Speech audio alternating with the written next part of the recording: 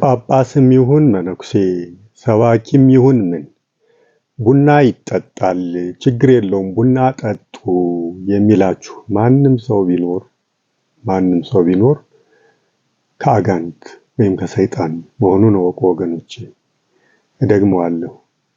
ጳጳስም ይሁን መነኩሴ ሰባኪም ይሁን ምን ቡና ይጠጣል ችግር የለበትም ቡና ጠጡ የሚላችሁ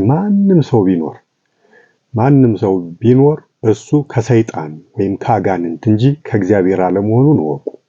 ልብ በላችሁ ስሙ።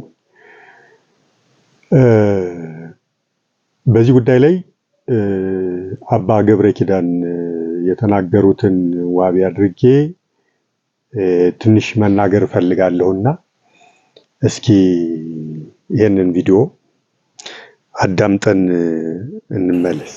ቡና ማን የፈጠረው እንጨት? አቤት እግዚአብሔር የፈጠረው ፍጥረት መልካም ነው አይደለም? በሉ እንጂ መልካም አይደለም? እግዚአብሔር የረከሰ ፍጥረት ፈጥሯል። ሰይጣን ራሱ ቅዱስ ፍጥረት አልነበረም ነው? ማን ነው የበደለ? ራሱ። ታዲያ ቡና መልካም ፍጥረት ሆኖ ከተፈጠረ ምን አድርጎ ነው የማይጠጣ ስንላቸው እንዲህ ይላሉ። ሰይጣን መቋደሻዬ ነው ብሏል ይላል። ሰይጣን እንግዲህ እንጀራ መቋደሻዬ ነው ብል ራብ ልናልቅ ነው። እውነቴን ነው የምነግራችሁ። ሰይጣን ሲጀመር እውነት ይናገራል? አይናገርም። እስመ ሐሳቡ ውእቱ ወበኋላ ሐሰት መጽሐፍ ቅዱስ ላይ የተጻፈው ነው። ዮሐንስ ወንጌል ምዕራፍ 8 ላይ እሱ የሐሰት አባቷ ነው። የሐሰት አባቷ ወሶበ ይነብብ ሐሰተ እምዚአሁ ይነብብ ሐሰትንም ሲናገር ከራሷ መንጭቷል ይናገራል ብሎ ነው የሚናገረው። ስለዚህ ሰይጣን የኔ ነው ያለው ሁሉ እንግዲህ ሰይጣን ቤተክርስቲያን የኔ ናት ልንሰጠው ነው? አንሰጠው። አንዳንዶች ደግሞ ባለዛሮችና ጠንቋዮች ይጠቀሙበታል። እንዴ በግን እንግዲህ ጠንቋዮች ያርዱታልና እኛ አንበላም ነው? ኃጢአት ነው ሊባል ነው? ስንዴ እኮ ከሙስሊም ቤት ቂጣ ሆኖ ይፈተታል። ከኛ ቤት አይበላም ሊባል ነው? ሰው እንዳጠቃቀሙ ፍጥረትን ይጠቀምበታል፣ ራሱ ያረክሰዋል። ቡና ያረከሰ ፍጥረት ነው የሚል ፈጽሞ የለም። ቡና ለምን ሰተት ብሎ እንደገባ አላውቅም። አሁን እንኳን መጣሉ። አንዳንዶቹ ደግሞ ቆሮንቶስ መልእክት ላይ ቅዱስ ጳውሎስ የአጋንንትን መጠጥና የእግዚአብሔርን መጠጥ አንድ ላይ መጠጣት አትችሉም ብሏል ይላል። የአጋንንትን መጠጥና የእግዚአብሔርን መጠጥ አንድ ላይ አትጠጡ ነው ያለ እንጂ ቡና የአጋንንት መጠጥ ነው ግን አለ። የአጋንንት መጠጥ የተባለው ከጣዖት ቤት የሚሰራ ማንኛውም ነገር ከጣዖት ቤት ከተሰራ የባለዛሮች ስም ከጠሩበት፣ ጠንቋዮች ከደገሙበት፣ የአጋንንት ስም ከተጠራበት ቡና ብቻ ሳይሆን እንጀራም አይበላም፣ ጠላም አይጠጣም። ማንኛውም ነገር ከአጋንንት ቤት ከሆነ የረከሰ ነው። ከቃሉ ጋር ናችሁ? እግዚአብሔር ከሁላችን ጋር ይሁን። በዚያው ላይ ደግሞ እንዲህ የሚል ጥያቄ ደግሞ ይነሳል። ቡና ጌታ የተሰቀለለት ለምልሞ ነው ሁሉም እጽዋት ሲያረጉ ቡናን ክርስቶስ ምን በድሎት? ክርስቶስ ቡናን ምን በድሎት ነው እርሳያት ለምልሞ ይዋል? እንዴ ነው አይደለም? ከፍጥረት ወገን ከሰውና ከሰይጣን በስተቀር ግዛሉ ያፋለሰ ለክርስቶስ መገዛቱን ያቆመ ማንም ሰው የለም፣ ማንም ፍጥረት የለም። እንጨትም በሉት ድንጋይም በሉት ሁሉም ለክርስቶስ ተገዝቷል። እንደዚህ የሚል መጽሐፍን ፈጽሞ የለም። ቤተክርስቲያን 4 ትምህርት ቤቶች አሏት። ብሉይ፣ ሐዲስ፣ ሊቃውንት፣ መነኮሳት። የመጻሕፍት ትምህርት ቤቶች የሚያልቁት በዚህ ነው። በሏቸው እስኪ ብሉያት በሉ፣ እሺ፣ ሐዲሳት፣ እሺ፣ ሊቃውንት በሉ፣ እሺ፣ መነኮሳት። እነዚህ ሰው ሲማር በቤተ ክርስቲያን 4ቱን ጉባኤያት ጨርሶ ተመረቀ ይባላል። በ4ቱም ጉባኤያት ውስጥ ቡና አይጠጣም የሚልና ክርስቶስ የተሰቀለለት ለምልሞ ውሏል የሚል መጽሐፍ ጨርሶ አይገኝም። እንግዲህ የቤተ ክርስቲያኒቱ ትርጓሜ ቤት ከሌለ ማን አመጣው ሊባል ከየት ታመጡታላችሁ? ቤተ ክርስቲያኒቱ ዋናው ወስኖ የሚያኖራት በደንብ አስተውሉ፣ ትርጓሜ ቤቷ ነው። የመጽሐፍ ትምህርት ቤት ያላለውን መናገር ፈጽሞ ነውር ነው። አባቶቻችን አልተረጎሙም። ቄርሎስ ብሏልን? አፈወርቅ ብሏልን? ቅዱስ ያሬድ ብሏልን? አባ ጊዮርጊስ ብሏልን? አቡነ ተክለ ሃይማኖት ብለዋልን? ወይስ ማን ነው ያለው? አግናጤዎስ ብሏል? ሄሬኔዎስ ብሏል? አላለ። አቡሊዲስ ብሏል? ሳዊሮስ ብሏል? አላለ።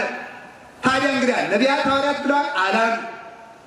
ከጣዖት ቤት ከተሰዋ ስመ አጋንንት ከተጠራበት ግን ሁሉም ክልክል ነው። ይህን ነው ለጌታችሁ ማወቅ የሚገባው ማለት ነው።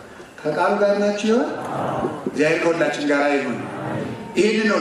ሌላ ሰው ያሳማል፣ ሰው እንጀራ እየበላ የሚያምር፣ ጠላ እየጠጣ የሚያምር።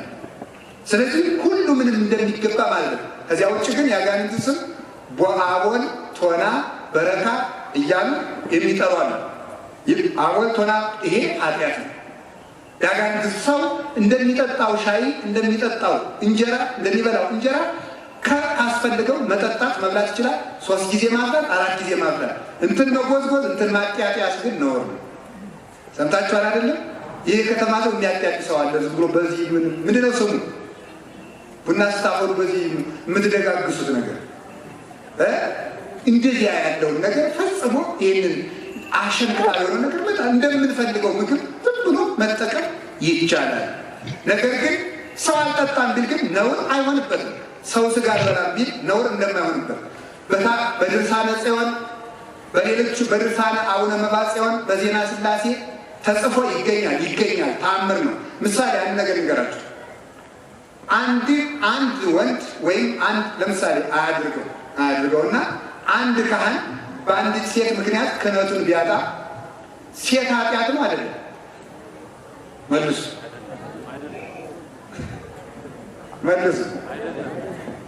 አረበሉ እሺ። አንዲትን መነኩሲት ድንግል የሆነች ድንግል መነኩሲት አንድ ወንድ ከክብር አሳንሶ ቆቧን ቢያስጥላል ወንድ ኃጢአት ነው አይደለም? አቤት አይደለም። ለምንድን ነው የማይሆነው? ያ ማለት ነው። ታዲያ ስንት ሰው ያሰናከሉ ሰዎች አሉ። ሰው ስላሰናከሉ ስንት ወንዶችን ያሰናክሉ ሴቶች ስላሉ ሴት ኃጢአት ነው ከተባለ ሴቱ ላይ አይጸድቅም ማለት ነው። እንደዚህ ያለ መጽሐፍ አለ። እንደዚህ ነው ማሰብ የሚጠበቅባችሁ ማለት ነው። በቡና ያሳተው ሰው ሰይጣን፣ በቡና ያሰናከለው ሰው ሊኖር ይችላል። በበግ ያሳሳተው ሰው ማለት፣ በእንጀራ ያሰናከለው ሰው ማለት፣ በብዙ ነገር ምን እሱ ብቻ በቀሚስና በካባም እኮ አሰናክሏል። በቆብም እኮ ሰይጣን አታሏል። ታዲያ ሰይጣን መነኩሴ መልሶ ስላሳሳተ ምንኩስና ኃጢአት ነው ልንል ነው? አይደለም፣ ፈጽሞ እንደዚህ አይደለም። ለይቶ አበጥሮ የጥንቆላውን ለጥንቆላ ለይቶ እንዲህ ያለው አጋንንት ጋር ዛሬ ረቡዕ ነው ዓርብ ነው ሳይል ወደዚህ ጥጋጥግ ሳይጠቁ ማንኛውም ፍጥረት አመስግኖ ቢመገቡት በእግዚአብሔር ስም የተቀ እንግዲህ እንደሰማችኋቸው ነው አባ ገብረ ኪዳን። በጣም ይገርማል። ሰው የስጋ ፈቃዱን፣ የስጋ ምኞቱን፣ የልብ አምሮቱን ሳያሸንፍ ሳይጥል መነኮስኩ ካለ እንዲህ አይነት ችግር ላይ መውደቁ ግልጽ ነው ወገኖች። ቡናን እንግዲህ ቡና ከባድ ነገር ሆናባቸው ቡናን ላለመተው ነው እንግዲህ እዚህ ድረስ እንግዲህ በግልጽ የሚናገሩ መጻሕፍት እያሉ ቅዱሳት መጻሕፍት እያሉ ወይሳቸው ራሳቸውን ብቻ አሰናክለው ቢቀመጡ እኮ አንድ ነገር ህዝበ ክርስቲያንን እስከ ማሰናከል ድረስ እኔ እጠጣለሁና እኔ የምጠጣው ነገር በቃ ብሩክ ቅዱስ መሆን አለበት መከልከል የለበትም ተብሎ ድርቅና አለ። በጣም ይገርማል። ቡና እንግዲህ እሳቸው ብቻ አይደሉም። ቡና በጣም ፈተና ናት ለብዙዎች ካህናትና መነኮሳት አባቶች። በጣም ይገርማቸዋል። ሰይጣን አቤት ሰይጣን እንግዲህ ዓለምን ተውኩ ናኩ መነንኩ ብለው ሲያበቁ እኮ ነው ሁሉ ነገር ጥለን ወጣን ብለው ሲያበቁ ካሉ በኋላ ቡናን መተው ከባድ ነገር ሆኖባቸው የዓለም ማለፍና የዓለም ማለፍ ጉዳይ ያለ መጨረሻ ጉዳይ ሆኖባቸው ይውላችሁ እንዲህ ድርቅ ብለው ቅዱሳት መጻሕፍት እየተናገሩ እያሉ ጠቅሰዋቸዋል። ዜና ሥላሴን ነው የተውት የቀረው ድርሳነ አርባዕቱ እንስሳ፣ ድርሳነ ጽዮን፣ ዜና ሥላሴ እነዚህ እና አባ መብዓ ጽዮን ሌሎችም ገድላት አሉ። እነሱ በግልጽ ይናገራሉ። ቡና ርኩስ እንደሆነ፣ ቡና እንደማይጠጣ፣ ክርስቲያን ቡናን መጠጣት እንደሌለበት ይናገራሉ።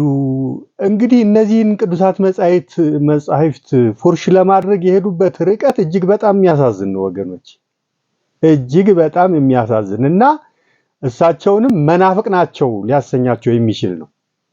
እንዴት ብትሉኝ ምንድን ነው ያሉት? ቤተክርስቲያን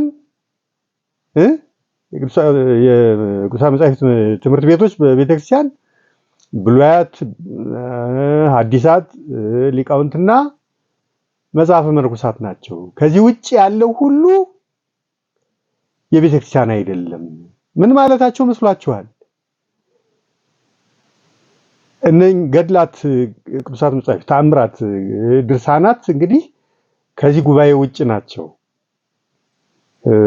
በዚህ ጉባኤ በእነዚህ በአራቱ ጉባኤያት የሚተረኩ የሚተነተኑ አይደሉም፣ ወይም የሚተረጎሙ ወይም ትምህርት ተደርገው የሚሰጡ አይደሉም። በቀጥታ ማለቴ ነው። በትርጉም አለ አንድም ብሎ በማምጣት ይገባሉ፣ ይጠቀሳሉ። በቀጥታ ግን ወንበር ተክሎላቸው እንደ ትምህርት ተደርገው የሚሰጡ አይደሉም። ገድላት፣ ድርሳናት፣ ተአምራት በቀጥታ ነው የምላችሁ እንደ ወንጌል። ስለዚህ በእነዚህ በአራቱ በብሉያት፣ በሐዲሳት፣ በሊቃውንትና በመጽሐፈ መነኮሳት ወንበሮች ስለሌሉ እነዚህ ሶስቱ የተአምራት፣ የገድላትና የድርሳናት መጻሕፍት ስለ ቡና የሚናገሩት ማለት ነው። እነሱ እዛ ወንበር ውስጥ ስለሌሉ የቤተክርስቲያን አይደሉም፣ አንቀበልም ነው ማለት የፈለጉት። ልብ እያላችሁ ነው። ስለዚህ እኒህ ሰውዬ ገድላትን፣ ድርሳናትን፣ ተአምራትን አይቀበሉም ማለት ነው። እነ ታምረ ማርያምን አይቀበሉም ማለት ነው። ታምረ ኢየሱስን አይቀበሉም ማለት ነው። ድርሳነ ሚካኤልን አይቀበሉም ማለት ነው። ድርሳነ ገብርኤልን አይቀበሉም ማለት ነው። ድርሳናት፣ ገድላትን እነ አቡነ ተክለ ሃይማኖትን፣ እነ አቡነ ገብረ መንፈስ ቅዱስን፣ የቅዱሳን አባቶችና እናቶቻችንን ገድላትንም አይቀበሉም ማለት ነው። ምክንያቱም ከነኚህ ከአራቱ ጉባኤያት ውጭ የሆነ የቤተክርስቲያን አይደለም ብለዋል። ልብ በሉ። ቤተክርስቲያናችን አትቀበልም ነው ያሉት። መለስ ብላችሁ አዳምጡት። እና ይሄ አባባላቸው እስከ መናፍቅነት ሊያስፈርጃቸው ይችላል። ቡናን አይጠጣም የሚሉ ገድላት፣ ድርሳናትና የተአምር መጻሕፍት አሉና ብለው ነው እንግዲህ እነሱ ላለመቀበል። እነሱን መጻሕፍት ከተቀበሉ ቡና ሊተውኗ መተው ሊኖርባቸው ግዴታ ከቡና ጋር መቆራረጥ ሊኖርባቸው ነው። ስለዚህ የቡና ነገር ሞት ስለሆነባቸው ሰይጣን በቡና ስላቆረባቸው ላለመተው እነዚህን ቅዱሳት መጻሕፍት ፉርሽ ማድረግ ግዴታ ሆነባቸው። መረጡ። ይሄንን ቅዱሳት መጻሕፍትን መጣል መረጡ። ቡናን ከመጣል ቅዱሳት መጻሕፍትን፣ ገድላትን፣ ተአምራትን፣ ድርሳናትን መጣል ተመራጭ ሆነላቸው ለሳቸው። አይገርምም?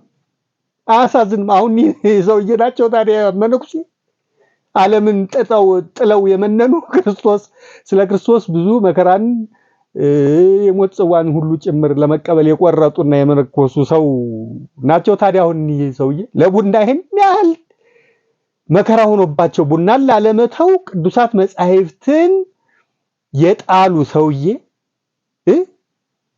ደግሞ ሲጀመር አራቱ ጉባኤያት የሚባሉት እነዚህ አይደሉም። አባ ገብረ ኪዳን ይሄ አንድ ጉባኤ ነው። መጻሕፍተ ብሉያት፣ መጻሕፍተ ሐዲሳት፣ መጻሕፍተ ሊቃውንትና መጻሕፍተ መነኮሳት አንድ ጉባኤ ነው። ምን ተብሎ ይጠራል? መጽሐፍ ቤት። መጽሐፍ ቤት። አራቱ ጉባኤያት የሚባሉት እነዚህ አራቱ የቤተ መጽሐፍ ጉባኤያት አይደሉም። አንድ ጉባኤ ናቸው። እነዚህ መጽሐፍ ቤት ተብለው ይገለጻሉ። ሶስት ሌሎች ጉባኤያት አሉ ለቤተ ክርስቲያን። እነሱ ምንድናቸው? ሁለተኛው ጉባኤ ዜማ ቤት ነው። ሁለተኛው ጉባኤ ዜማ ቤት ነው። ሶስተኛው ጉባኤ ቅኔ ቤት ነው። አራተኛውና የመጨረሻው ጉባኤ ቁጥር ቤት ነው ወይም አቡሻህር ማለት ነው። እነኚህን አራቱን ጉባኤያት የተማረ ነው ሊቀ ሊቃውንት የሚባለው። አራት ጉባኤያት የሚባሉት እነዚህ አራቱ ናቸው እንጂ እሳቸው ግን የመጽሐፍ ቤት ያሉትን የመጽሐፍ ጉባኤያትን ጠቀሱና አራቱ ጉባኤያት የሚባሉት እነዚህ ናቸው ብለው ቁጭ አሉ። አይደሉም። አራቱ ጉባኤያት አሁን የጠቀስኩላችሁ ናቸው። እሳቸው አራት ያደረጉት አንድ ጉባኤ ነው እና እዚህ ድረስ ርቀው ሄዱ። አባ ገብረ ኪዳን በቃ እንቅጩን ልንገሮት፣ ተስፋ የለዎትም፣ አይድከሙ። ከቡና ጋር ተቆራኝተው በቡና ቆርበው ቡና ላለመተው እዚህ ድረስ ከቆረጡ ተስፋ የለዎትም። እንቅጩን ልንገሮት፣ ተስፋ የለዎትም፣ አይድከሙ። ከንቱ ድካም ነው የሚደክሙት። ምናልባት ድካም እየደከሙ ከሆነ እንደምናየው ግን ምንም አይነት ድካም አናይም። እርስዎ ላይ ትሩፋት ይኖረውታል ብለን ተስፋ የምናደርገውት አይነት ሰው አይደሉም። ግን እንዲያው እየደከሙ ካሉ ትሩፋት ካሉት ከሰው አይን የተሰወረ ከሰው ጆሮ የተደበቀ እግዚአብሔርና እርስዎ ብቻ የሚያውቁት ትሩፋት ካሉት ከንቱ ድካም ነውና የሚደክሙት ይተውት ነው የምሎት። ከቡና ጋር እንደቆረቡ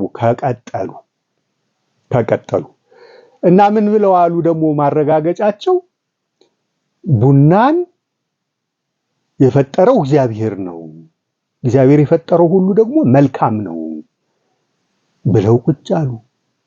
እግዚአብሔር የፈጠረው እጽ ሁሉ ይበላል ያሉት ማን ነው? እስኪ ጥያቄ ልጠይቅዎት። እጽዋት ሁሉ አሉ። እንግዲህ እጽዋት የማይበሉ እጽዋት ስንት ሞልቷል። መርዝነት ያላቸው ብንበላቸው ብንመገባቸው ሊገሉን የሚችሉት እንግዲህ እነሱን የፈጠራቸው እግዚአብሔር ነውና ብለን እንብላቸውና እንሙት እንላለን። አመክንዮአቸው ምን ያህል ውዳቂ ምን ያህል ደካማ አመክንዮ እንደሆነ እንድታውቁ ብዬ ነው ይሄን የምጠቅሰው። የእጽዋት አይነት በዓለም ማዕት ሞልተዋል። እነሱ ሁሉ ይበላሉ። ታዲያ ለሰው ምግብነት የተፈጠሩት ከነዚያ ሁሉ ጥቂቶቹ ናቸው። ሌሎቹ ደግሞ ለሌላ እንስሳት ለሚበሩት በክንፍ ለሚበሩት በእግር ለሚሽከረከሩት በደረታቸው ለሚሳቡት ለተለያየ ፍጥረት ለጥቃቅን ፍጥረታት ነፍሳት ሳይቀር ለምግብነት የፈጠራቸው አሉ ከነዚያ ውስጥ እንጂ እግዚአብሔር የፈጠረው ለሰው ሁሉ ምግብ ነው የሚል አንድም ጥቅስ ሊጠቅሱልኝ አይችሉም። አንድም ጥቅስ የትም ቦታ ሊያመጡ አይችሉም። እግዚአብሔር የፈጠረው ነውና ለሰው ምግብነት ይውላል የሚል አንድም ጥቅስ ሊያመጡ አይችሉም። ደግሞም አይደለም። እግዚአብሔር ለሰው ብቻ አይደለም ምግብ አድርጎ የፈጠረ እጽዋትን ለሌሎች እንስሳት ለአዋፍም ለእንስሳትም ለሌሎች ፍጥረታትም ጭምር ነውና አመክንዮአቸውም ደካማ እጅግ ደካማ። እሺ ዕፀ አለች እግዚአብሔር ነው የፈጠራት፣ ግን ብሉ ተብሎ ተፈቀደ ለሰው ልጅ። እንግዲህ እሷ እንዲያውም ለሰው የምትስማማ ሰው ለምግብነት ሊያውላት የሚችል ዕፅ ናት። እንግዲህ እሷ እግዚአብሔር የፈጠራት ናትና እኔ የፈጠርኩላችሁ ናትና ብሏት ለመውደቃችን ለመጥፊያችን እግዚአብሔርን ያህል ጌታ ገነትን ያህል ቦታ ለማጣታችን ምክንያት የሆነች እንዲያውም እሷ ናት። እና እግዚአብሔር የፈጠረው ሁሉ መልካም ነውና ይበላል። እግዚአብሔር የፈጠረው ዕፅ ነው፣ የለተሰሉስ ፍጥረት ነው የሚሉት አመክንዮ ደካማ እና የማያስኬድ የደነቆረ ነው የምላችሁ። ከዛ የምንረዳው የልቁንም ቡናን ግን የሰይጣን መሆኑን እንዴት እናውቃለን ብንል አንደኛ እነዚያ ቅዱሳት መጻሕፍት ቅድም የተጠቀሱት ቅዱሳት መጻሕፍት በግልጽ ተናግረዋል። ከነዚያ መጻሕፍት በተጨማሪም ሌሎች ሁለት መረጃዎችን ላቀርብላችሁ እወዳለሁ። ወገኖች ልብ ብላችሁ አዳምጡ።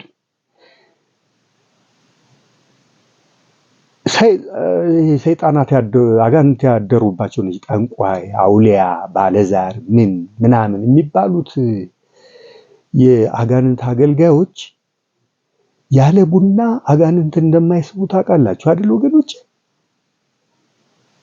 ቡና ካላፈሉ በስተቀር አጋንንትን መጥራት አይችሉም። አጋንንቱም አይመጡላቸውም። ለምን ይመስላችኋል? እንዲህ የሆነበት ምክንያት ጠንቋይ ያለ ቡና ሊጠነቁል አይችልም። አይመጣም ሰይጣኑ አጋንንቱ ቡና ፍልቶ በስነ ስርዓት የሚያደርገውን አድርጎ ነው ያ ሰይጣን የሚመጣለት አጋንንቱ። ይሄ ለምን ሆነ ብላችሁ ጠይቁ እስኪ።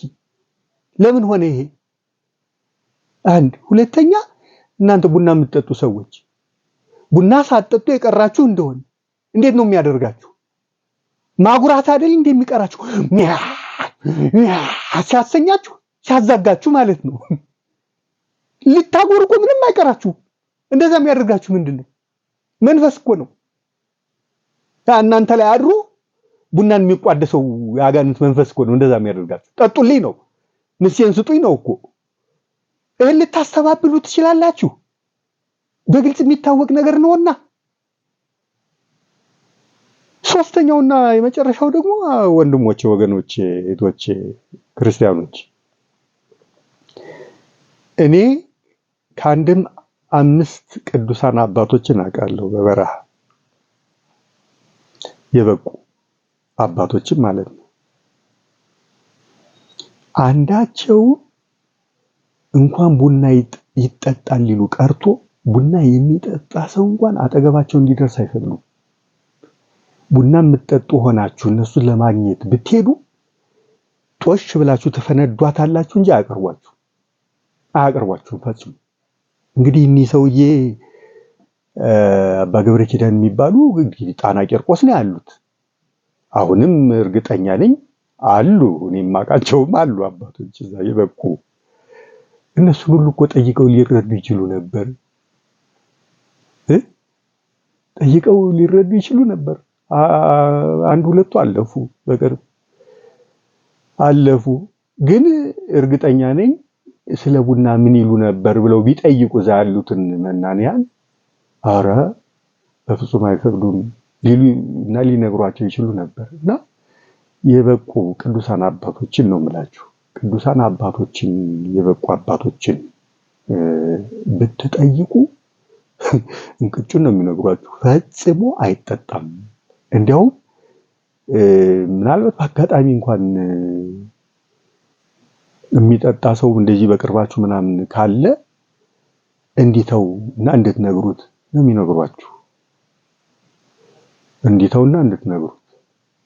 ለምን እንዲህ ይላሉ ቅዱሳን አባቶች? የበቁት አባቶች ለምንድን ነው እንዲህ የሚሉት? አንድ የበቃ ቅዱስ አባት ቡና ይጠጣል የሚል ልታመጡልኝ አትችሉም። በምንም ተአምር 100% እርግጠኛ ሆኜ እነግራችኋለሁ። አንድም የበቃ ቅዱስ አባት በየበራው ሂዱ፣ በየገዳሙ ሂዱ፣ በየፍርኩታው በየምኑ ሂዱ፣ አንድም ነው የምላችሁ፣ አንድም እንኳን የበቃው እንኳን ብቃት ደረጃ የደረሰው ነው የምላችሁ፣ ገና የትሩፋት ላይ ያለው እየደከመ ያለው ብቃት ደረጃ ለመድረስ እየደከመ ያሉት አባቶች እንኳን ቡና ይጠጣል አይሏችሁ። እንግዲህ ታዲያ ይሄ ሁሉ መረጃ ያለ ወገኖች ለአዋቂስ አንዲት ቃል ትበቃለች ይላሉ አባቶች። ይሄ ሁሉ ምን አይነት ልበደንዳናነት ነው? ምን አይነት ድንቁርና ነው? ምን አይነት ድፍረት ነው? ተስፋ የላችሁም። እንቅጩን ልንገራችሁ። በተለይ ደግሞ ከራሳችሁ አልፋችሁ እንዲህ እንደ አባ ገብረ ኪዳን ሌላውንም ህዝብ የምታሰናክሉ ሰዎች ተስፋ የላችሁም። ፈጽሞ ተስፋ የላችሁም። አትድከሙ። እና ይሄ ሁሉ ነገር እያለ ቡና ይጠጣል ብሎ ማለት አቤት አለመታደል! በጣም ያሳዝናል። በጣም ነው የማዝነው ወገኖች። ጌታ እኮ በወንጌል ምን ብሎ ተናግሯል? ማቴዎስ 7:17 ላይ ተመልከቱት። መልካም ዛፍ መልካም ፍሬን ያደርጋል፣ ክፉ ዛፍም ክፉ ፍሬን ያደርጋል፣ ክፉ ፍሬን ያፈራል ብሎ ክፉ ዛፍ እንዳለ ክፉ የሚባል ነፍስንም ስጋንም የሚጎዳ ክፉ ዛፍ እንዳለ ተናግሯል። በቅኔ አድርጎ እንግዲህ ቡና ነው የሚጠቀሰው። ቅዱሳን አባቶች እቺን ጥቅስ ነው የሚጠቅሷት። እና አለመታደል ሌላ ምን ይባላል? አሁን የሚገርመኝ ነገር አሁን አባ ገብረ ኪዳን እንዲህ ብሎ ያስተምራሉ አይደል? እሺ ጫትንስ ምን ይሉ ይሆን? ጫትን፣ ሲጋራን፣ ሐሽሽን እነዚህ ሱስ የሚያመጡ ያጋንት እጽዋት አሉ አይደል? ሌሎች ከቡና በተጨማሪ እነሱንም እግዚአብሔር የፈጠራቸው የዕለተ ሰሉስ ፍጥረታት ናቸውና ችግር የለም ውሰዱ ይሉ ይሆን? እንደው የሰማችኋቸው ሰው ካላችሁ? ምክንያቱም እግዚአብሔር የፈጠረው ነውና እግዚአብሔር የፈጠረው ደግሞ መልካም ነው ብለዋልና እንደዛ ካሉ ጫትም ይቅማሉ ማለት ነው እኒህ ሰውዬ፣ ሲጋራም ያጨሳሉ ማለት ነው፣ ሐሽሽም ይምጋሉ ማለት ነው። አይ አለምግም አላጨስም አልቅምም ካሉ ለምን እግዚአብሔር የፈጠረው ነው ብለዋል። እግዚአብሔር የፈጠረው ፍጥረት መልካም ነውና ችግር የለውም ውሰዱት ብለዋልና ለምን? መቼም ሰይጣን ፈጥሯቸዋል አይሉም። እነዚህን ጫትን፣ ሺሻን፣ ሲጋራን ምንንተስን እነዚህ ሰይጣን አጋንንት የሚስቡ እንደ ቡና ካልወሰዳችኋቸው አስያሰኟችሁ የሚውሉትን እጽዋት ሰይጣን ነው የፈጠራቸው የሚሉ አይመስለኝም። እግዚአብሔር እንደፈጠራቸው የሚመሰክሩ ይመስለኛል። እግዚአብሔር ከፈጠራቸው ዘንዳ ታዲያ እነሱንም ይወሰዳሉ ውሰዱ ችግር የለም ብለው ያምናሉ ማለት ነው ወይ? ጠይቁልኝ። ሁለተኛ ጥያቄ፣ የእሳቸውን ትምህርት ተቀብላችሁ ቡና የምትጠጡ ወገኖች ይሄንን ጥያቄ መጠየቅ ግዴታ አለባችሁ። ሁለተኛ ጥያቄ ነው ይሄ እና ቡና ፈጽሞ አይጠጣም ወገኖች። በተለይ ቆራቢ የሆናችሁ ወገኖች እንደው ቅድም የተጠቀሰው ጥቅስ ነው ጳውሎስ በቅኔ ተናግሮታል። የአጋንንትን መጠጥና የክርስቶስን የእግዚአብሔርን መጠጥ አንድ ላይ አጠጡ ያለው እሱን ነው እና ባካችሁ ቆራቢ የሆናችሁ ወገኖች በተለይ ቡናን አጥጡ። 4-5 ማስረጃ እየቀረበላችሁ ታላልፋችሁ ኧረ ከባድ ነገር ነው ወገኖች። በነፍሳችሁ ላይ እኮ ነው እየፈረዳችሁ ያላችሁ። እሺ ታረማለሁ ብላችሁ እንኳን ለመታረም ሁለተኛ እድል ልታገኙ የምትችሉ አይደላችሁም። በቃ ሄዳችሁ ሲፈረድባችሁ ተፈረደባችሁ ነው። እንዲህ አይነት ሪስክ ትወስዳላችሁ በነፍሳችሁ? ኧረ እባካችሁ እንዲህ የሚያደፋፍራችሁ ያደረባችሁ ጋኔን ነው እንጂ አሁን ቡና መተው የሚቀርባችሁ ትልቅ ነገር ኖሮ የሞትና የህይወት ጉዳይ ሆኖባችሁ እኮ አይደለም። ሰይጣን እኮ ነው ያደረባችሁ። ለቀላል ነገር ብትተውት ምንም የማያጎድል ነገር ሲያከስራችሁ ነው እኮ። ኧረ እባካችሁ ልብ ግዙ። ተው ነው ማለት የምፈልገው። ቡና ጠጡ የሚሏችሁ ሰዎች በሙሉ ከአጋንንት ናቸው ነው የምላችሁ። ከአጋንንት ናቸው። ይኸው ቅድም የነገርኳችሁ። እንደው ሌላው ይቅር፣ እንደው ግድ የለም ገዳማት ይሄዳሉ ምናምን ትሉ የለ የዘጉ አባቶችን እሺ፣ የበቁትን አታገኟቸውም። እሺ ግድ የለም የዘጉ አባቶችን ጠይቁ። አንዳቸውም ይጠጣል አይሏችሁ። ይሄ በአጋጣሚ የሆነ ይመስላችኋል ነው ወይስ ከእግዚአብሔር አግኝተውት ከእግዚአብሔር የተረዱት ነገር ኖሮ ነው እንደዚህ አይጠጣም ሊሏችሁ የሚችሉት? እንዴ በስህተት እንኳን አንድ ልታገኙ አይገባም?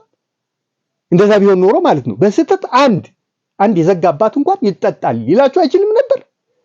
እና እኔ እባካችሁ ይቅርባችሁ ነው የምለው። አመሰግናለሁ። ኮፒ ሊንክ፣ ሪፖስት፣ ሼር እያደረጋችሁ ላይክ፣ ሰብስክራይብ እና ፎሎው እያደረጋችሁ አመሰግናለሁ።